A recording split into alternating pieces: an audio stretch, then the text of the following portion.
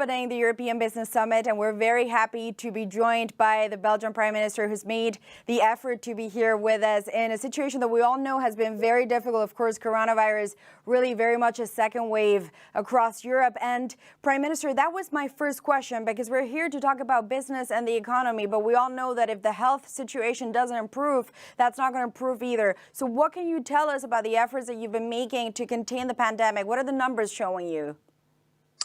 Well, the numbers on one dimension are going in a good direction, which is the number of confirmed cases. We've seen over the last week numbers going down, which is a good thing. On the other side, we see that in our intensive care units, the pressure is still very high. We will be able to cope with the fact that we have many people in hospitals. We've always had a lot of hospital capacity and a very high quality healthcare system, but it is really being pushed to the limits. We are here showing again that there is a very strong link between a strong and healthy and resilient economy and a healthcare system that is strong. And, I remember this at a press conference. You said we all in Belgium, but also almost Europe, we all need to act as one team. And so I do wonder, the restrictions that you put in place, of course, they have a huge impact, not just on the economy, but also on people. Could you give us any insight as to whether these restrictions you do feel are going to be here for a while and people need to get used to this, or whether there's a timeline going forward now that we have that vaccine news that I'm sure you welcome like everyone else?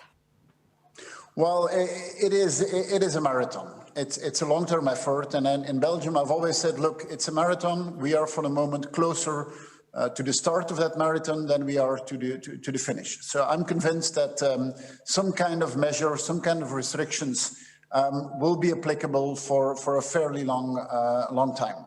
I've seen the positive news on vaccines. That's great. But they're not there yet. We're still looking for the outcome of the medical trials. So vaccines and fast testing and self-testing will be a part of what I would call a containment strategy.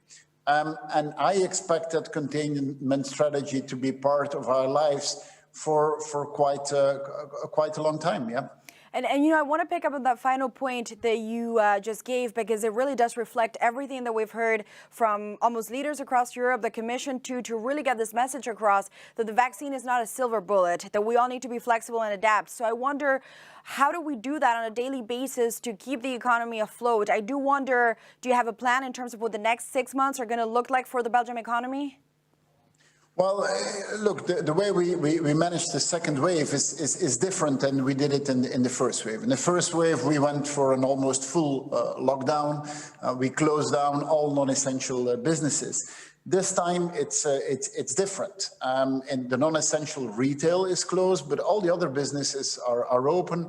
People have adapted themselves in working from home as much as they can. We now have face masks. I mean, a lot of life is still going on. It's just we've been better at identifying at what is risky behavior and trying to minimize the things of which we by now know that it has an impact. From what we hear, for example, from our banks, is that they say that their feeling is that the impact of this second wave is less profound than what they have seen in the first wave. Still, we'll have to monitor this, because, of course, if you are imposing these types of measure on your economy for a second time in a period of, let's say, 9 months, this will have an impact one way or another. And that is the reason why we have a very broad range of economic support measures, which we have been putting in place over the last year,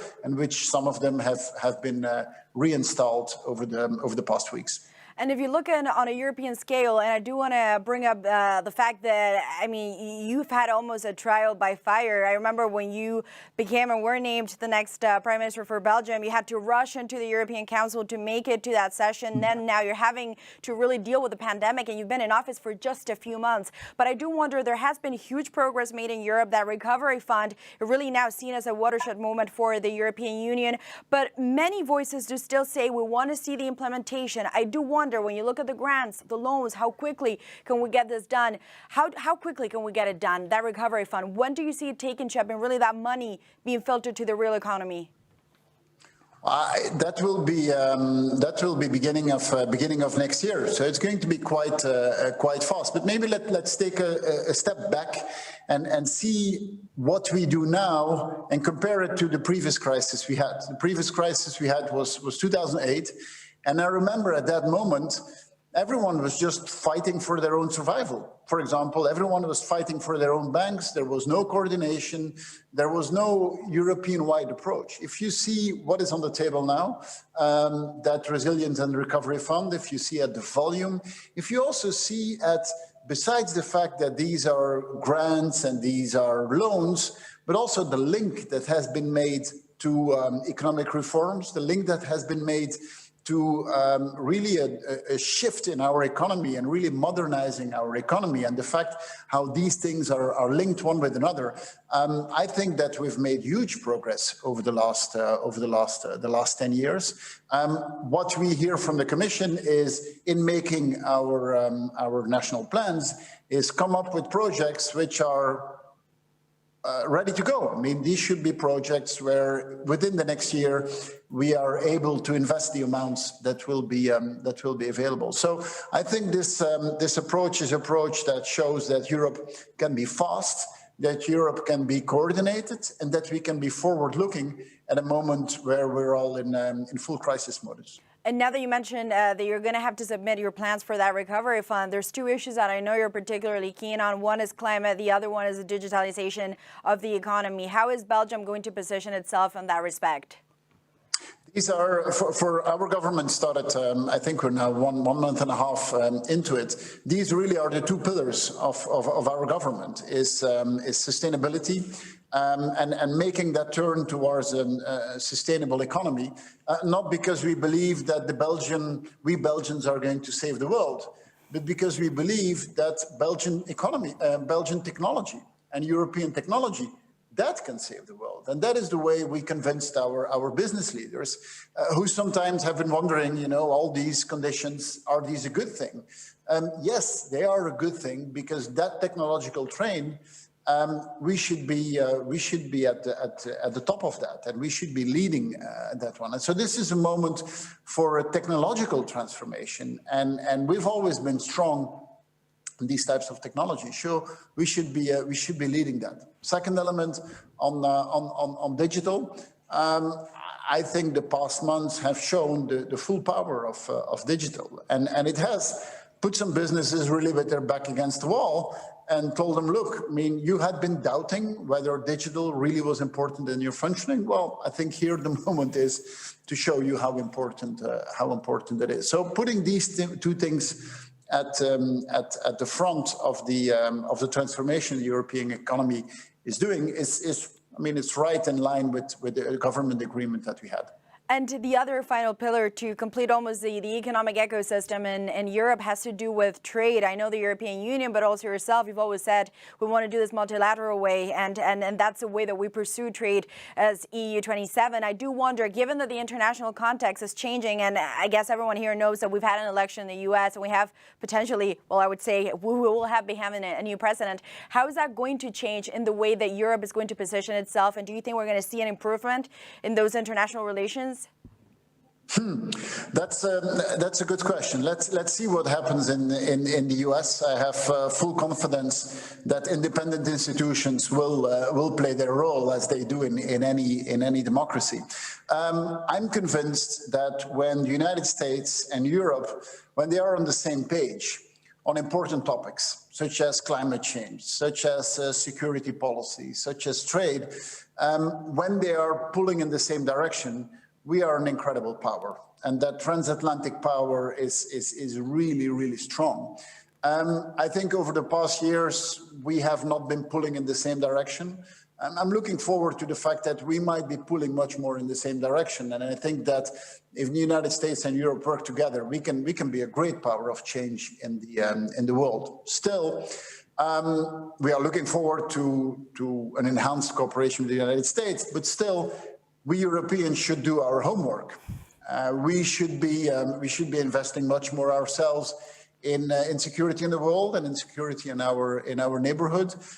We are the #1 trade bloc in the world. We are the #1 investor in sustainability. We're the #1 investor in development cooperation, but we don't behave like the #1. I mean, we are #1. We are second to none in so many domains, but on the geopolitical side, the politics of geopolitics and the defense and the security of geopolitics, there we don't behave based on the clouds that we actually have. And there I applaud the thinking of the European Commission in saying, look, we will be a geopolitical European Commission.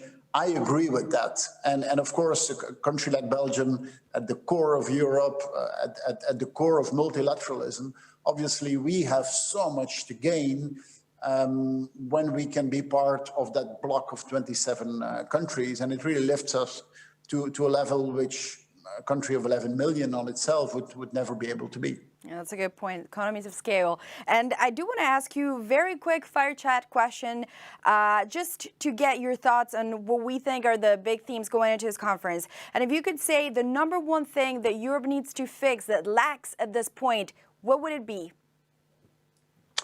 It would be what I said about geopolitics. We are in a geopolitical world, and Europe needs to play its role in a much faster way. We've talked about scale, and size does matter, but speed matters more today. And the one urgent action that must be taken, I know there's a lot going on, climate, vaccine, but the #1 in your list. I think it's getting vaccines to all Europeans. That will be the #1 measure in the next months, I hope. And we also mentioned implementation of the money that's been put to work by the Commission. So that takes me to my next question. The #1 economic measure that needs to get done quickly. It's creating an investment climate. And that means investing much more ourselves, but especially being a leverage for more private investment. The money is there.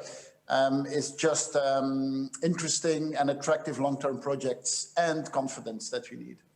And in the post-COVID world, so after the pandemic is done, which we're all hoping will be quickly, what is the one long-term trend that perhaps you see sticking?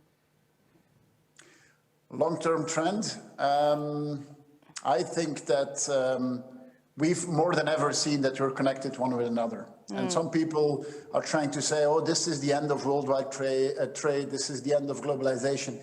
I think it's actually quite the opposite. Actually, that's an excellent point. And just as a final question, we are celebrating the 20th anniversary of the European Business Summit that gets done here in Brussels, brings a lot of people together with many interesting thoughts. But if you could just provide one message that you want to get out of this in this session, what would it be? Let's keep meeting our ideas and our minds. Today, physically, we will avoid each other as much as possible. But our ideas and our minds should meet, and we can disagree. And in a good European way, we can disagree, but we should disagree in words and not with violence and not with intimidation. And we should try to respect each other as much as possible, but push each other. I mean, if we are at the top of our toes, we get the best out of each other. Well, Prime Minister De Croo, thank you so much for the time. I know you've been so busy dealing with the pandemic, and it's really been a difficult time and certainly a trial by fire for you. I hope it goes well. We wish you all the best. Thank you. It was a pleasure.